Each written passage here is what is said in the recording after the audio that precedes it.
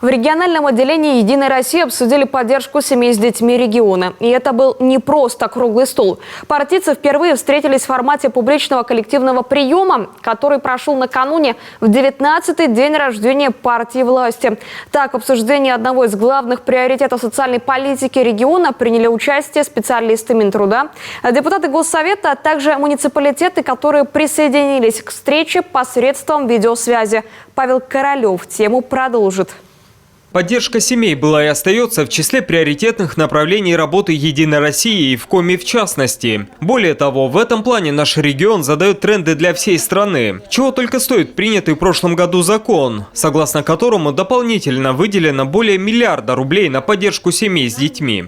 Эти меры поддержки, они являются образцом или явились образцом вообще в целом для всей Российской Федерации. И мы видим, что по нашему принципу были введены меры поддержки и в других субъектах. Мало того, и на федеральном уровне поддержки семей с детьми пошли по тому же самому пути, который обозначили мы.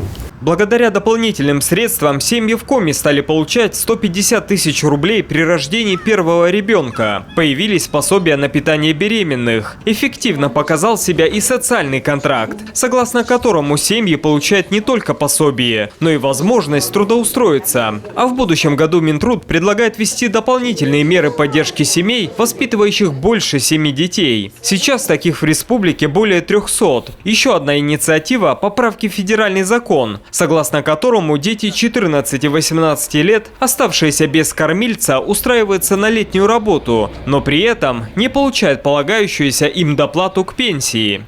Мы, с одной стороны, побуждаем наших детей трудоустройства, да, то есть, вернее, труд, да, а с другой стороны, дети, возможно, в силу того, что они лишены будут на этот период вот этой вот доплаты, они, к сожалению, может быть, тоже поэтому не желают трудоустраиваться в летний период. В направлении поддержки семей с детьми хорошо себя показал проект единороссов «Крепкая семья». Так, стараниями партийцев братья и сестры теперь могут учиться в одной школе или детском саду, а ученики младших классов обеспечены горячим питанием. Говоря о дальнейших планах, Ольга Савастьянова отметила, что на будущий год будет уделено большое внимание здравоохранению и поддержке сельских семей. Это вопросы занятости в семье, это вопросы демографии. У нас на сегодняшний день серьезная проблема, так как с 1 января начинается программа модернизации первичного звена здравоохранения. Мы, конечно, должны будем посмотреть, почувствовали ли семьи здесь какие-то изменения, потребуются ли здесь какие-то коррективы.